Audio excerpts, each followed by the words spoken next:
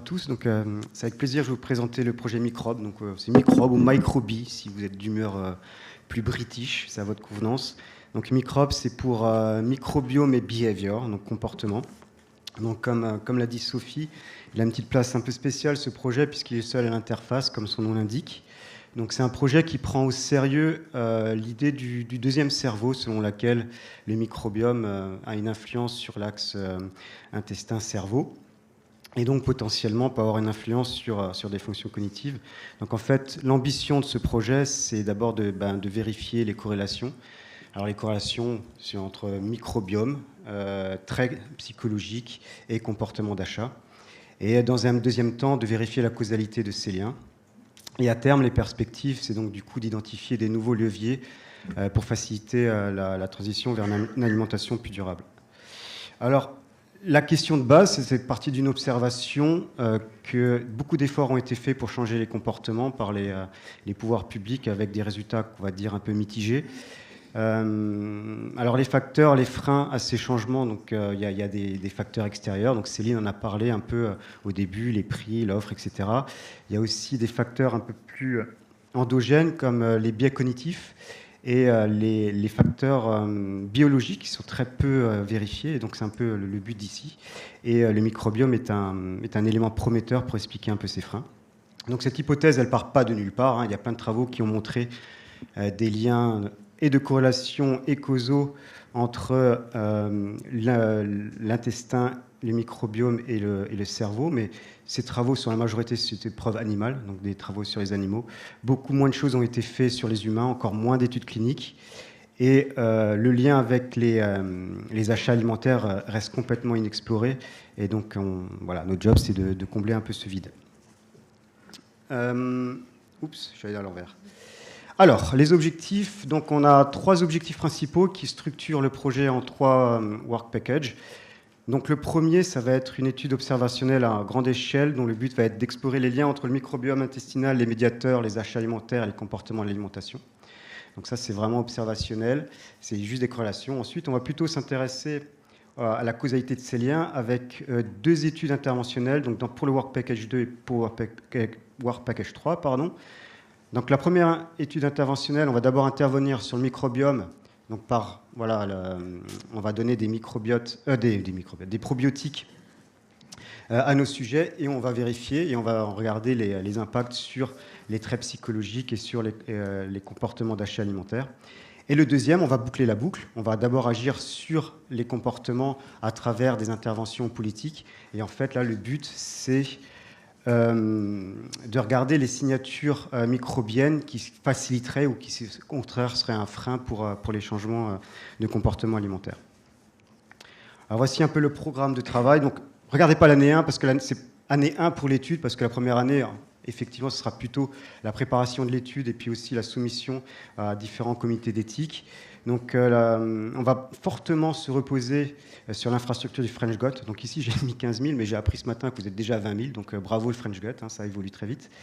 Et donc, du coup, on va faire une étude ancillaire sur le French Gut avec un gros échantillon de 3 000 où on va collecter des données de manière multidimensionnelle. Donc, je répète, microbiome, mais aussi très psychologique à travers des questionnaires et des tests psychologiques et aussi des collectes de données. Il ne faut pas que je regarde par là-bas. Et des collectes de données sur les achats alimentaires. Et donc, du coup, les données microbiome sur un sous-ensemble de 800, ça sera des données métabolomiques, lipidomiques, métagénomiques, etc., etc. On avait aussi au début l'idée d'une étude, d'un suivi longitudinal, mais on a dû se résoudre pour des problèmes de budget, etc., à avoir juste 2 points. Donc, on ne peut plus pas appeler ça une étude longitudinale, mais c'est bien quand même d'avoir une petite idée de l'évolution des données. Ensuite, une fois qu'on a fait, juste après cette étude observationnelle, on va s'attaquer à 2 études interventionnelles, donc comme j'ai dit, du Work Package 2 et Work Package 3. Donc ici, on va reprendre un sous-ensemble. Et donc là, ça va être une étude clinique avec 90 à chaque bras de traitement, donc une structure expérimentale de crossover. Donc on va d'abord observer sans rien, on va faire l'intervention de probiotiques ou placebo et après on inverse. Donc c'est un peu classique. Encore une fois, les données collectées sont tridimensionnelles, donc je répète, D'abord des questionnaires, des tests, de la collecte de données d'achat. Métagénomique, métabolomique, lipidomique sur la base de données de FECES. Et là, on va aussi rajouter, pour avoir encore plus de données, des données sur la base de l'iléum et du plasma. Donc l'iléum, ça, on va voir l'apport d'innovation technologique de Pelican Health. On va pouvoir récolter les données par capsule. Donc ça, c'est la première intervention. La deuxième intervention, après une période de washout, ça va être l'intervention politique sous la même structure, avec les mêmes collections de données. Alors un petit mot sur le consortium. Donc ce projet, il est né en fait d'un triptyque disciplinaire avec des discussions, du côté microbiome avec Patrick Vega, du côté nutrition avec Christophe Moinard et sur les sciences comportementales avec moi-même. Et après, d'autres chercheurs se sont agrégés au projet pour finir avec 3 partenaires institutionnels, l'UGA, l'INRAE, l'INSERM. Et comme j'ai dit, on a aussi un partenaire privé qui est Pelican Health, qui va nous fournir les capsules pour la collecte de données. Je vais juste finir par dire qu'on va aussi s'appuyer sur les plateformes. Le French Gut, donc c'est la structure et le projet ciblé cohorte microbiome dont Patrick Vega participe à la coordination. Food XP Tools, qu'a présenté Anne ce matin et dont je suis aussi impliqué. Et voilà, je crois que j'ai fini. Merci pour votre attention. Merci Laurent pour la présentation de ce projet très ambitieux. Est-ce qu'il y a des questions dans l'Assemblée? Oui. Oui, bonjour, Philippe Gérard de Michaelis. J'ai une question sur le probiotique ou les probiotiques. Donc, est-ce que vous les avez déjà choisis? Sur quels critères? Enfin, voilà. Et on peut éventuellement savoir ce que c'est? Tu viens à mon secours, Patrick? Alors, à la base, on avait commencé à réfléchir à des antibiotiques. Puis, on s'est dit que pour un call PPR-SAMS, probiotique serait plus adapté. Donc, on a fait de la littérature extensive et on a identifié 2 sets de probiotiques d'intérêt. On est en contact déjà avec le supplier qui est d'accord en plus pour nous le fournir gratuitement.